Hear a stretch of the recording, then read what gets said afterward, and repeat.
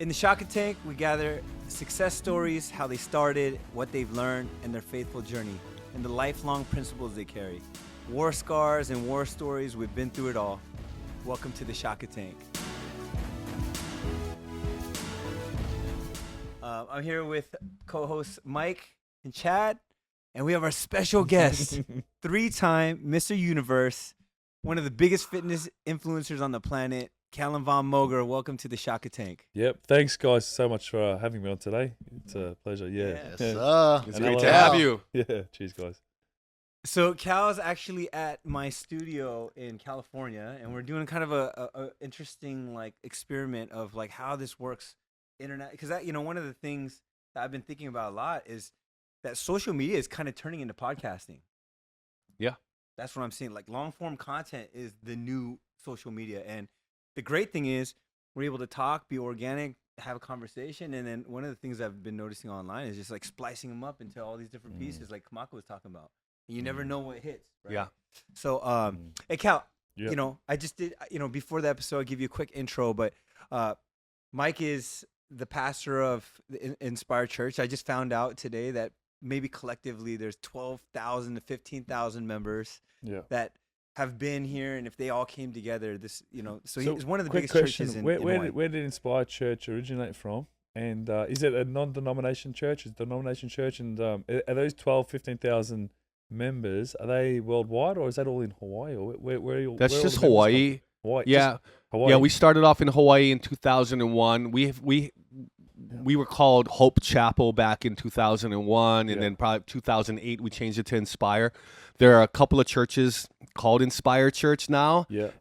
Two of them are in New Zealand. They're not related to us. Yeah, okay. One in Singapore and a bunch in Dallas and whatnot. But we're our own. We're non-denominational. We started in 2001. My wife and I have been married for 30 years. Yeah, so we've been running it since then. And so all of that numbers, that's all comes out of Hawaii. We have online people, like 35 to 40,000 a weekend. Yeah. But we don't really know who they are, but they're from all over the world, and part of them is from Hawaii. Yeah. But we just count our local congregation, about 12 to 15,000 if everybody showed up at one time. Right. Yeah. And it's it's a tight ship here, and like it's just been a really cool experience coming to Inspire. I'm gonna be honest. I'm glad you're here. Yeah. Thank you. I'm glad I found it. Me too. Yeah. So am I. And Mike's one of the most gifted speakers I've come across. I say the gift that I see, similar to you, Cal, like taking complex ideas or thoughts and just simplifying it and making it easy for people to relate to. You know what I mean? I think that's one thing that you do really well, Callum, with your social media is, fitness wise, right? Like figuring out how to explain things that just anyone could understand it or they're attracted to. You know what I'm saying? Yeah, absolutely. Yep. Yeah. And then, obviously Chad, he's a local legend, former NFL, CFL Hall of Famer, right? Yeah. So, we're all here in the Shaka Tank. Cal, this one's special to me because Cal's like a brother to me. Oh, yeah. Right? And so good. Yeah, and like we've actually... I can see it. I can definitely... You guys are pro. His little Asian brother. I need. But here's the thing. Calum has gone through so much, right? And I was kind of mentioning that. But one of the things I think both of you guys would be very interested in, and where I thought this conversation could go here, Calum has a very unique perspective on social media. So Cal, how many followers you got on social? Yeah, like Instagram, like 3.2 million, Facebook 2.5 million, and almost 1 million on like YouTube. So yeah, it's a good amount. Yeah, it's just a few million here and there. Right? You know what I mean? That's incredible. Right. Yeah, so that's awesome. I just thought, like, if you guys had questions too for Cal, like, I think there's so much value, and maybe the listeners in Hawaii, right, to hear how someone like Calum went from Anglesey. Did I say it right? Yeah. They're cracking on me about saying keiki. I'm like, no, you got it, it. right? Yeah. Did I say it right? Yeah, you're good. Am I getting better? But you're good. Coming from Anglesey, a small town in Australia. Yeah. And then going from 0 followers to almost 7 million collective followers, right? Could you maybe like kind of share what that experience was like? I remember, maybe just... Yeah, I mean, and we've talked about that a little bit too. But yeah, to break it down, I mean,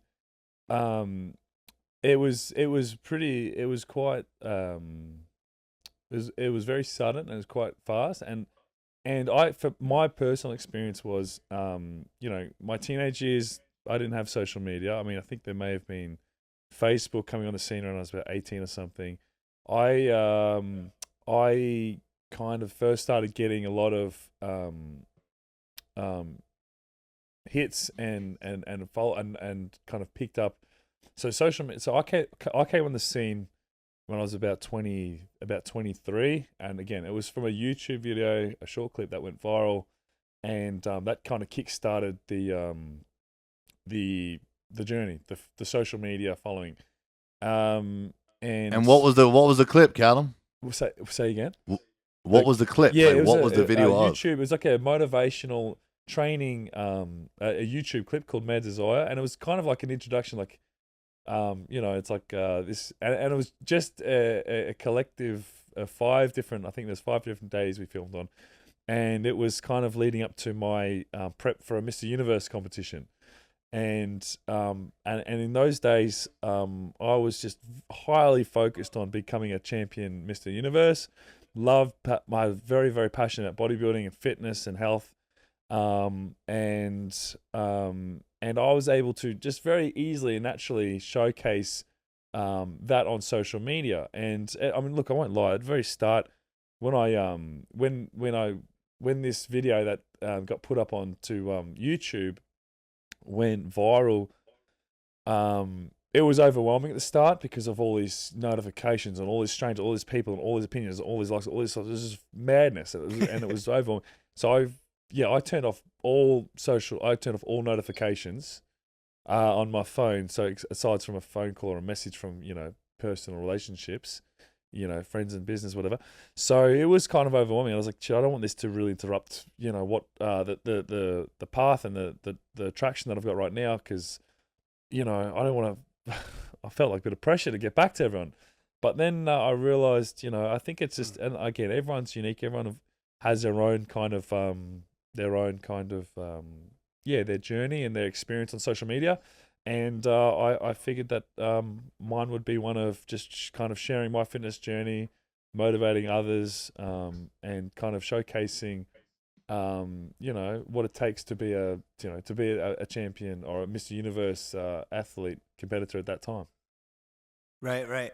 And I think Australia, from what I hear from Calum, there is a lot of similarities to Hawaii, right? So you said like the traditional people in Australia, their job, like category, like the career choices. You said there's brickies and sparkies, like and then similar, yeah, exactly. Like it's a lot, like especially where I grew up. Like you go to school and we have a lot of it's a different pace of life for sure. Like there's not a lot of entrepreneurship. There's not a lot of startup businesses or companies. You have a lot of my friends and people that I know, they would leave school or drop out of school and they'd become a tradesman. And but everyone knows each other, very close communities, and it's more slower pace and easier a way of life, less complicated, so very similar to Hawaii. Yeah. It's very similar. Yeah. Yeah. What part of Australia? New South Wales, Gold Coast? I'm from Victoria, and the nearest major city would be Melbourne, and I grew up is about an hour and a half southwest of Melbourne. Yeah. Okay, I'll be there in about 2 months. In August, I'll be in Melbourne. Yeah. What do you for the church? Yeah, I'm preaching at a church there. Oh, beautiful. Yeah, and a men's conference. Yeah. Yeah, you love Melbourne, Australia. mate. Melbourne's it's a beautiful city. It's probably one of my favorite cities. Beautiful. It's one of the best, it was rated one of the most livable cities, but it's just really convenient and efficient. Like especially the public transport system, you can get from one side to the other. You don't need like cars or anything. It's not too far from the airport, and food's great, coffee's great. I'm not sure if you drink coffee, but we pride ourselves on good coffee. So I love it. Yeah. I love coffee. I had my first flat white in Australia in 2001, 2002. Changed my life. Yeah. From that moment on. Yeah. First If flat we don't white. have good coffee, you'll hear about it. Yeah. Yeah. So can I ask him a question? yeah. Cal, how did you get into bodybuilding? Like, what was the impetus? Like, were you in footy first, or what was it made you go into bodybuilding? Yeah, good question. No, I started growing up, I played soccer and football and rugby, and it was actually my older brother got me into the gym. So he got me into the gym with weight training and developing growing our physiques and stuff. And I think it was just kind of a thing, especially with some of the guys at school, is you want to be stronger and faster and better for sport, right? And then to actually get into more of when I got into competitive bodybuilding, it would have been around when I was competing at a surf. I was a member at the Surf Life Saving Club, and I was doing there's a surf carnival, and it's like a very physical competition where you do like these beach sprints and swims and rowing and stuff. Anyway, there's another guy there who kind of scouted me. He's like, hey, like, and he was like eating chicken and rice, and I don't walk around with a chicken and rice meal. Like, I'd never done. I remember him at the beach with his chicken and rice. I'm like, I'd probably just have like a fucking like a mayo sandwich or like a something mum gave me. I'd be stealing something. He would look like a meal prep thing. And anyway, I was like, what do you got there? He's like, chicken and rice. I'm like, why are you eating that? Because I knew protein. You got to have a lot of protein to build muscles. Anyway, he's like, yeah, I'm thinking about getting ready for a competition. He's like, you should do one. I was like, I don't know. And I wish I had the photos on my Facebook because I was pretty ripped teenager. Anyway, so yeah, he kind of planted the seed, and I did my first A&B Australia. It was like an A&B show in an Australian natural bodybuilding teenager, and I won that, and kind of picked up a little bit of a bug, like a buzz, got a buzz from it, and went from there. Yeah, That's awesome. Wow. Awesome. It's crazy how someone else, right, an outside influence. Yeah. And it sometimes it takes that. You don't even know what's in your plans, and someone else for real. Because I never planned provides that for you.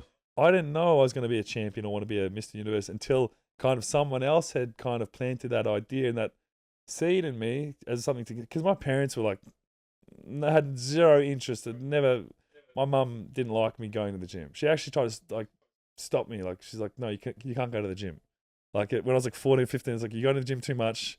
You got to focus on school. Like, I was like, what the? We were like, we just saw two different things. She didn't like me being big and muscly. She liked slender, soccer Cal, and I wanted to be big and jacked. And I was like, this is crazy. So obviously, I'd still go to the gym. I'd like completely direct disobeyed because I knew. I was like, no, I like the gym. She doesn't understand it. She doesn't have to understand it, but this makes me happy. And then that's funny how an external stimuli, can just all it takes is someone to plant the seed and someone else to water it, and then you kind of flourish from that, and you see that you have a gift in it. It's kind of like, well, it'd be rude not to follow through and see how well you can do. Well, Cal, the reason I brought up like the similarities of Australia and Hawaii, and why I was kind of excited to get Cal on, is because, I don't think that a social influencer is a normal career path or a choice of someone from Hawaii.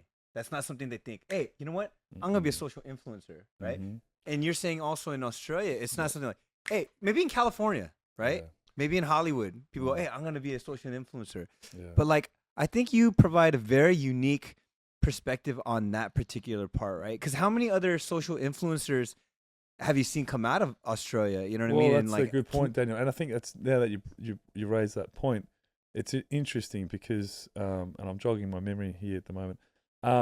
But yeah, I didn't get into, I didn't get into bodybuilding to become a social media influencer. And there was probably a significant, there was probably a time when I realized that I didn't have to work a regular job and keep living this way of life, with the opportunities that can be gained and won from utilizing social media. So I was working a few jobs. I was working at GNC, I was landscaping, and I was working as a gymnastics instructor and a personal trainer. Like, I was doing all these different things to, pay for my proteins and whatnot. But and then once I built up a little bit of a following, all of a sudden I've got a clothing company and a supplement company that want to collaborate and me represent them, and they're giving me, they're paying me a monthly salary. All of a sudden I'm like, wow, I don't have to be, breaking my back doing all these other jobs. So I can just focus on my craft and that. So that's the beauty of it. And it's interesting because that came to me, around my low 20s. Probably these days, you have a lot of like this new generation of youth and kids that are coming up. you know, they would have been exposed to social media, 10, 11, 12 years old. They were watching people like me. So, so they I think the mindset, they've probably grown up through their teenage years going, I'm gonna, become a social media sensation Right. by going through the fitness route or going through this route or going through this route. Whereas for, probably myself and Chad and, some of the older generations, we had our craft, we had our sport, we excelled in what we did at, and became really good at it. And then social media is kind of like, well, hey, here's a place that everyone who recognizes you or, you can, showcase your craft and your skill, your sport. Yeah. Right. Yeah, man, that's a great point. It's like we focused on our passion Yeah. and did that, right? Mm. Like you talk about the generation today, they're like, I'm going to be an influencer. Yeah. I'm doing this for a like, like or off a the comment bat, or but a they hit or a haven't put tag or- time and work into their passion, what they're trying to Yeah. do. They just want to be an influencer, Yeah. and they're working on their passion sort of at the same time, or I mean, it's okay, but I think the mindset needs to be, hey, I'm gonna focus on my passion, Yeah. right, and use the social media platforms just to Right. kind of show what I'm doing. Yeah. I think they're kind of thinking that it's so easy to It's like when you become overthink it and you're trying to think of what kind of content, like what am I going to do to put out on the content, what content I'm going to deliver for my audience. It's like, no, you should already know. This is who you Yeah. are. You're a professional NRL player, you're a footballer, you're a bodybuilder. You do what you're good at and you share that and your audience is going to appreciate you and watch you for that. Not the other way around, like, oh, what am I, because then it just takes the authenticity out of it. Yep, I've noticed it. I've that's always it. tried to be very true to myself and my followers and stuff. And I always wanted to, show that, hey, this is, and I've known straight away, I can feel it in my guts when something doesn't feel right, or this isn't me, I'm not being true to myself and I'm doing this. Why am I doing this? Why am I putting out this content? Why am I putting out this photo? And, I'll stop myself and be like, what's the intention behind this? And if it's not who I am, then I won't do it. If it's like I'm That's doing good, this to that's try and good. get more views, or and there's plenty of those opportunities. What kind of content we put out there, why we put it out there, who's it affecting, and what are we trying to get out of it? It's all very interesting. You got to think about those things. I think you'll find out what kind of a influencer you're going to be. And then it comes down to a lot of different things: your characteristics, your upbringing, where you're from, your morals, all those sort of things. So yeah, Right. it's good to be well rounded in that. Yeah. Well, look, the interesting thing is, and I'm glad that Mike and Chad get to hear these things because their social media following is growing, right? Yeah. And there's like certain things that you got to navigate through. You know what I'm saying? And the fact that you made it and I know you're like, we've worked together, so I know how much you've made and what you've done with your career. That you've made it as an aspiring fitness competitor, right, in bodybuilding. Yeah. And it's kind of turned into social influence, and now you're doing like kind of coaching and mentoring. I think Mike, you do coaching, Chad, you do coaching, so Yeah. it's almost like there's this natural progression, and these podcasts is kind of like you're just coaching now, right? You're like you're speaking more and you're sharing influencing knowledge and people. experiences exactly, and whether we like it or not, in one form or another, it's a form of coaching, officially or not Right. officially, but we're still, by sharing our experiences and what we go through, people are, and that's a beautiful thing because it's coming out naturally. It's coming out from, from what we've been through and stuff. And just by sharing that, you're going to have people that are going through similar things or want to know about these things or can relate to those kind of things. Listen in and subscribe because, they're getting value from that. And I think that's a beautiful thing and again, it's like, you just got to put yourself out there and think, what am I doing this for? And if I can help the next person in line, and then that's that's a good thing. That's a good way to go. Yeah. And I think touching on the authenticity, right? So Mike and you guys, I'm gonna just say this. I think you guys, there's some stuff that I was like hoping to maybe bring some of these things out, but the last 2 years were really difficult, Cal. Yeah, I mean, just you being in Oz, going through some of these things. Mike, you had talked about when you had your first daughter, and you were saying how you were struggling mentally, right? Like just trying to stay alive, right? Well, back then, yeah. I mean, a couple of stages of going through anxiety. The first one was when I was a single dad. Yeah. That one. Yeah. Before I came to know the Lord, Yeah. I was a single dad. And of course, no social media, but Hawaii's a small place, and you just start hearing stories of, the word spreading, the gossips going. But at the same time, I wanted to be together as a family. So that time of my life was the toughest time of my life. I mean, I honestly was at a very fragile place in life. Yeah. Thought about taking my life at that point, but then I couldn't because Mi- you can't. You got to Mi- take care of this little girl because Mike, nobody else is going. Mike, can I stop you there for one sec? What year was that, or how old were you when you were going through that moment in your life? Like, how old were you when you were having I those was anxieties and 20. those times? Yeah, I was 20. you're 20 years 19, 20 years old. Yeah, Yeah. 20 years old. When I got my girlfriend pregnant in college at 19, old, right? Yeah, I had to quit school, yeah, and yeah. then but within a year and a half, she left Yeah. and left me with the baby. That's huge. That's massive. I mean, that's a lot of responsibility and pressure at 19 years old, mate. Like, props to you for pulling through. Yeah. Yeah, and especially as a male, right? As a man, you normally don't take care of the child. No. Usually the child goes with the mother, but And this she, was yeah, this was geez, mate, this that's was a big- different. That's a big drop. That's a big responsibility. It was hard for her too. I mean, hard for me, probably harder for her, but hard for me in my own way. And of course, that's what brought me to the Lord. That's where I found God, found Jesus. But then after that, my life's good now, right? I'm married. I married my wife Lisa. We married for 30 years. But back that up, now God calls me into the ministry. I'm a full-time pastor. I'm working hard. I'm doing a lot of things. But then, kind of like the perfect storm of mental health situations come, and then I fall into anxiety. Like, I didn't have depression, but I had anxiety, and it was probably because I just worked a lot. I just didn't stop. I was, Do you know what would trigger that anxiety? Do you know where it stems from? Like, do you know where it come from? Is it like the world, the pressure? Like, is it externally, or is it like more internally, or?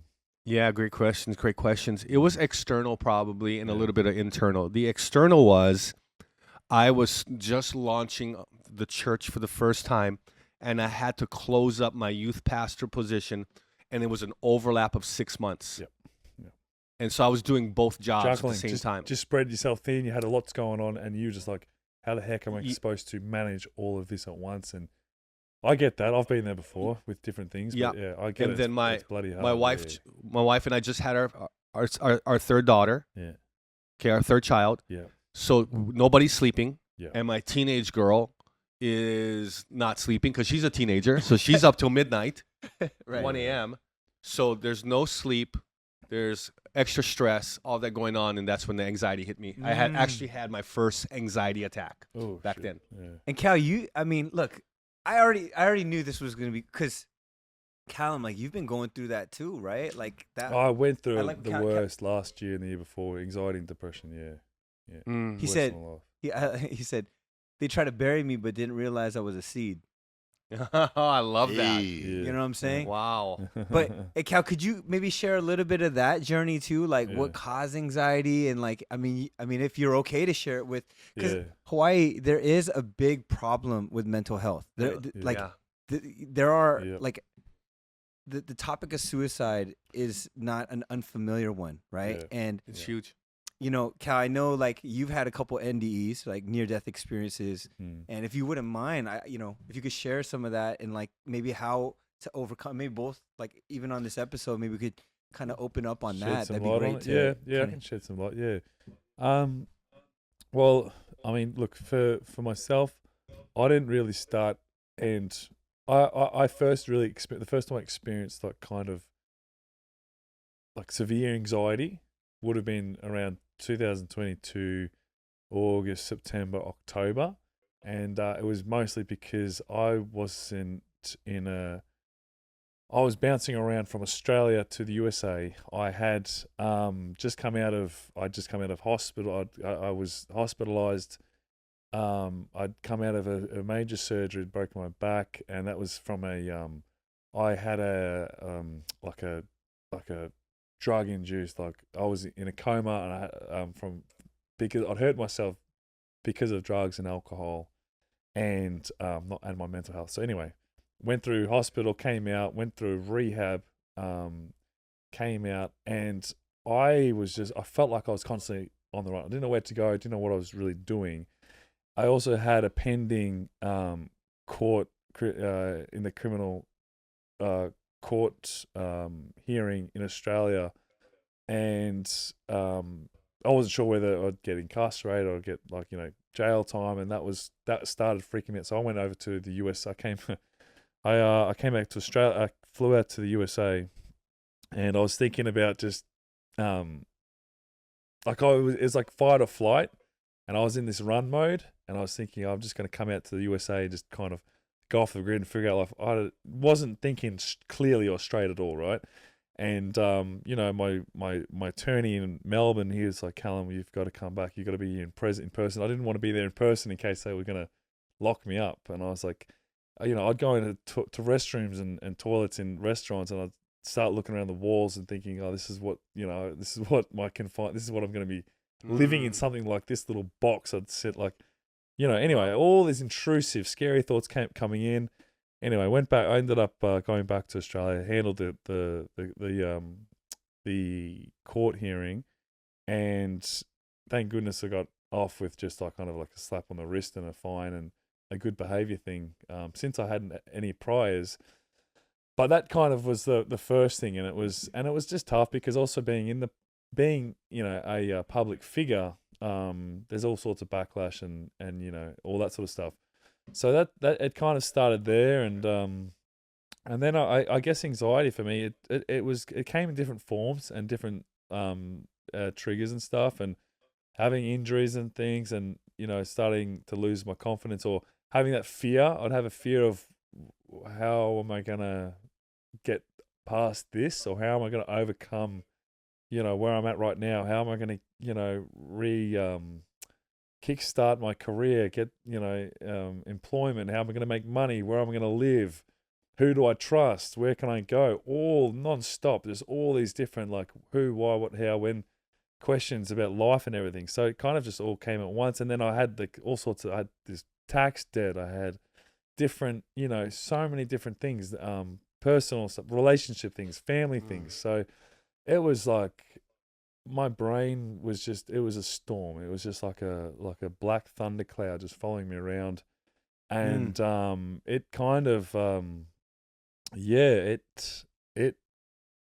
and then there'd be moments of kind of depression that were coming in.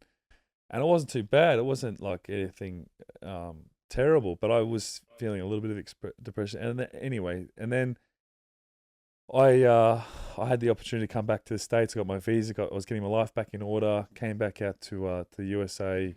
Got cleared of everything in December of 22. Start of 23 we started off great, and then at the end of February, start of March, my little brother he took his own life, and from that moment onwards, that was that just killed me inside. A little part of me was just died. Wow. And I wanted to. That was when I felt the most excruciating. That was I thought I'd hit rock bottom before, the year before. I thought I'd hit my worst, but that was a whole other level of mental depression. And I don't think I actually really I didn't go to I did go to a doctor at one point, and it was a really crappy doctor, and he's just like, oh, just take these anti-anxiety pills and you'll be fine. I even told him, I was like, I'm thinking I've had these thoughts of maybe checking out and all this sort of stuff. He's like, why would you do that? Why don't you just go up here and live on the dole? And anyway, here's Wow, the live way on the that he dole. kind of was handled it. Was anyway, he's like, just take these things. I was like, okay, screw the doctor, screw the doctors.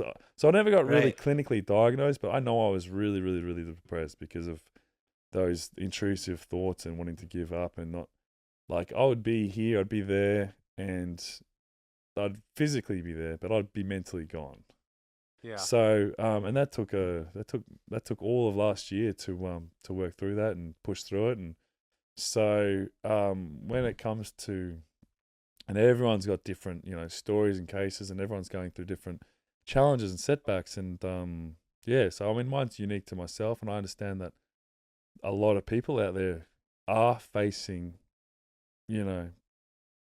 fighting back those intrusive thoughts. They're fighting their own demons. They've got, all sorts of different, facing different trials and tribulations, and it's bloody scary when you're thrown into it unexpectedly. You didn't ask for it. If you didn't, when it's all of a sudden, it's hard. It's hard to navigate through it. It's hard to understand it, to process it, to handle your emotions, and and it's especially hard when you're on your own, or you're not talking, or when you bottle things up, and I felt talking about it helped. I did see a psychologist towards the end of last year for a few weeks, and that was good to unpack stuff. And then I don't see a psychologist any longer, but I have found that talking with good friends and partners and colleagues and stuff, even like being on this podcast, just talking about it, it lightens the load up here. So good. Yeah, so good. Thank you for sharing that, man. No worries. Thank you so much. I mean, you've gone through the valley. Yeah. You've gone through the valley, but you out on the other side, and we commend you for that. And so important. Yeah, brother. I mean, it's the thing that, this is something that I don't think people can prepare for, because a lot of times it is all of a sudden, right? But you hinted on one thing that's probably the most important thing, and people keep talking about it, and that is to talk about it, to speak on it, to share with somebody. And, you just said it, man. Talking about it relieves the pressure. Yeah, 100%. Sharing with someone. Pressure. It just unloads, unpacks a little bit, and you realize you can carry on. I've just, even if it's a FaceTime or a message to your friend, but just talking, even if it's not about anything specific, but just talking. It's so good. You just got to have the social interaction. I think, and I'm sure you guys would have experienced, but I'm sure COVID and the pandemic, with all the social distancing, I'm sure imagine how much people were forced to stop talking and social distancing, or you don't get these face-to-face interactions. I mean, imagine how much that affected, would have affected us all consciously or subconsciously. But, so I think the fact that even the world put that pressure on all of us in one form or another, let alone people who are going through personal battles and things, they're saying, don't talk, don't, I remember in the news in Australia, they were like, I couldn't believe it. They're like, don't talk to your neighbor, dob in, if you see people talking, like dob them in, do not hug your neighbor, do not do all this stuff, like yada, yada, yada, yada. And I was like, this is crazy. You're just literally telling it's just segregation and isolation, and it's so unhealthy. Mentally, it's terrible, So, yeah. Yeah, I believe Melbourne or Victoria had some of the most difficult, craziest levels of the longest surveillance over their lockdown own city in the people world. during that time. The longest lockdown city in the world. Yeah. Cal, it's funny. You and Mike probably have a lot of other similarities of the thought flow of what happened through COVID. Like, dead serious. Like, what you talk about and what Calum talks about, it's like there was something else going on. Oh, there's something else going on. Yeah, we can get in. No. That's another podcast. That's a different podcast. Yeah, a different yeah, podcast. yeah. You know what? Could I ask this though, Pastor Mike? Yeah. I love that we have a pastor in the mix of this. We got businessman, fitness, professional athlete. It's a good mix in the Shaka Tank today, right? Yeah. What do you think happened spiritually to people during COVID? Because I mean, think about that. Like, it was the first time in human history that the whole world subscribed to this idea that we were walking viruses. I mean, I moved to Hawaii because the whole thing of Kung Flu, right? The China virus, right? And I remember feeling like people were looking at me because I have small eyes or slanted eyes and black hair. Yeah. In Cali. Okay, in Cali. Oh, dude, it was like. But in Hawaii, we all look like that. That's why we stayed. Half the people look like us. I don't want to get emotional, but I'm dead serious. Wow. I was like, it was the first time in my life I felt like back of the bus. Wow. I'm like, what? This is weird. I remember feeling like when I was in elementary school. Yeah. Because I was like one of 3 Asian kids, right? but nobody likes feeling alienated, right? Nobody. And I'm not I saying hate it that was feeling. whoever's fault on the media or how they portrayed it, but it was the first time in my life that I literally was like, I don't feel like a human. I feel like I have to be careful what people think of. I mean, our elderly Asian, like my mom, I was worried that she would get punched in the face because she represented what people thought was a virus. And I kind of would love to. I'd like to say something. Common sense went out the window Yeah, since big in time. 2020. Yeah, I mean, good judgment and common sense went out the window. Yeah. I think spiritually they tried to divide us. The enemy tried to divide us on racial grounds and then on medical grounds. I think the whole goal is to divide. Yeah. The enemy wants to, if he can come and steal, kill, and destroy. That's what Jesus said. The enemy comes to steal, kill, destroy. So First Peter says that your enemy prowls around like a lion, seeking whom he may devour. So if the enemy is like a lion, what he wants to do is isolate you. And if the enemy can isolate you, divide you from the pack, then he can conquer you, right? So that's what I would say. There's an agenda. It's an evil agenda, whether it's a globalist agenda or You whatever. can lean into that. At the Hey, end this is of- our podcast. Okay. Yeah, So at the end of the day, Yeah. all this is to me. All this is Satan's way of trying to. He knows his time is coming to an end. Yep. It's quickly approaching that moment. Yep. So if he can do anything, if he can get people to He's just question trying to claim identity, as many souls as he can before that time comes. yeah, he's trying. He's trying like crazy. Yeah. If he can get us to question our identity, if he can get us to question our purpose, if the enemy can get us to question God's goodness, then he is on the win. He is winning. But if we stop him if we can stop that and we can get people not to question their identity, but they now know their identity in Christ, they find their purpose in God. If people can understand that they're here for a reason, they're not an accident, they're not a science experiment, they weren't an amoeba that mutated into a human being. No. We are created in the image of God, and when people understand that, then they can see the world. They won't be woke, they will be awake and aware. And so when they have this awareness that, evil is real, man, and the devil is a liar. But we understand that greater is he who's in us than he who is in the world, and that we are more than conquerors for those of us who are in Christ Jesus, that we are on the winning side. So then we see things differently. We're not made for this world. We're sojourners. We're pilgrims. We're coming through. Yeah. We're just passing through. Yeah. But in the meantime, we're going to affect as many people as we can because we know that our home, ultimately, my passport is stamped in heaven. Not in the United States of America or in Australia. Right. I know. So here's the deal. The enemy tried to divide us, but we're not going to let him because it's the opposite of the Tower of Babel. The Tower of Babel, God wanted to disperse them because they're trying to make a monument unto themselves. And God says, no, now I'm bringing back my people together. Now the enemy's trying to divide us. God's going to bring us back together. And so I think that's one of the agendas was to divide us so that we could be conquered. I would say preach right now and be like, are you a preacher? I just did. Man, hey, No, I mean, man, you threw some bars right there. we received the word. Yeah, I do want to, because Cal, one thing I like doing this podcast with Pastor Mike or Mike, whatever we want to call Just it. call me Mike. Mike, right? Yeah. Call me Is Killer. that he's down to earth. You know what I mean? He's a coach. He's an author, right? It's not, I don't look at him like he flaunts around like, I am greater than thou, right? It's like, hey, look, I know more about. He's rolling with it, and like I see him, and one of the things he almost does every Sunday is like trying to save more people because he's like, hey, let's just gather them all. Let's get as many. I see him. He's a man on a mission. Like, Just be a good. I don't know just much time Just all around good person, just doing good things and just helping the next person in line. Like, it's simple, yeah. And you can do that with your experiences, past, experiences and everything. I see it, yeah.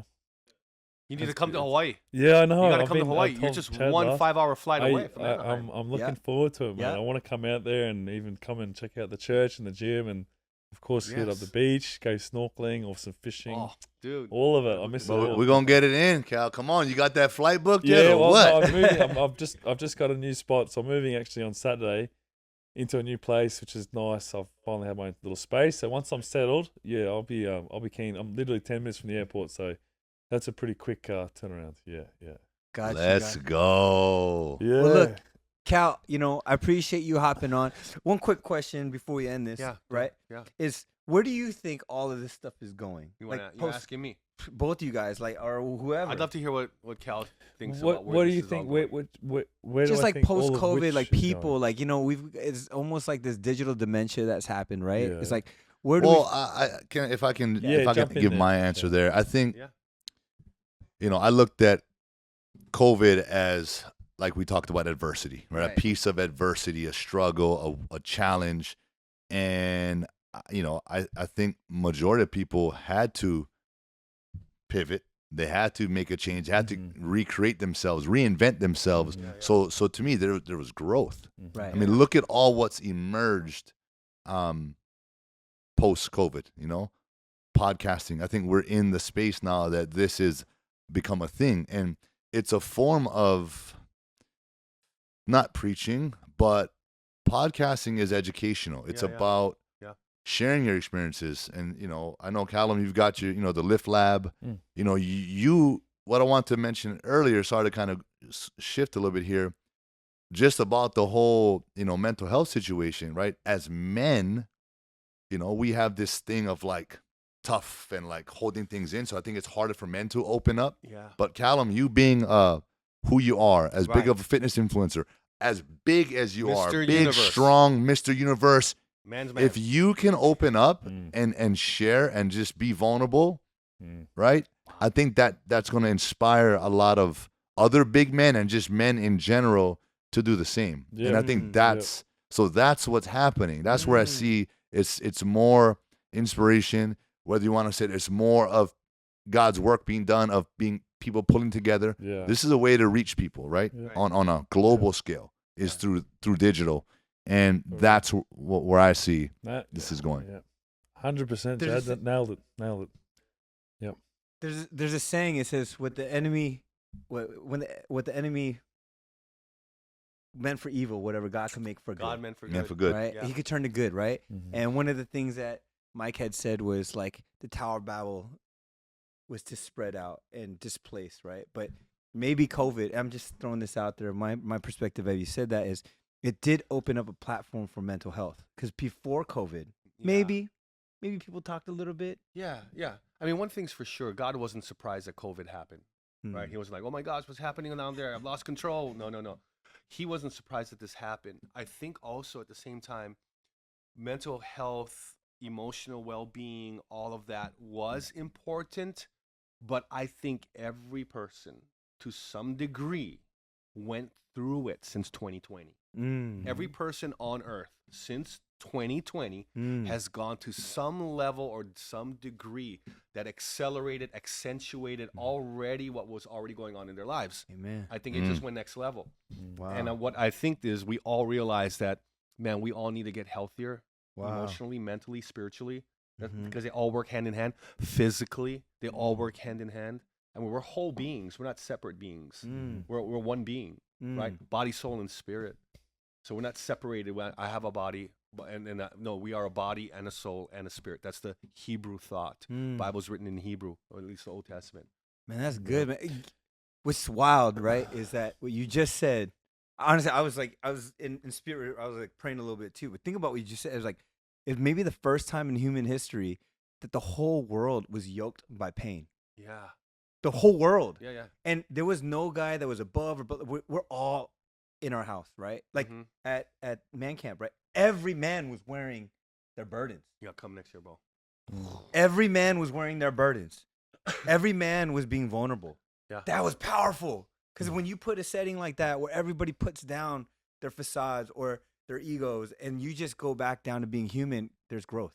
Yeah. Mm-hmm. Yeah, and the beautiful thing about what you just said, right?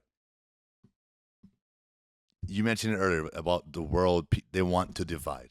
Yeah. But during COVID, the world was like one, right? Yeah. Everyone was sort of in the same boat. Money didn't mean nothing.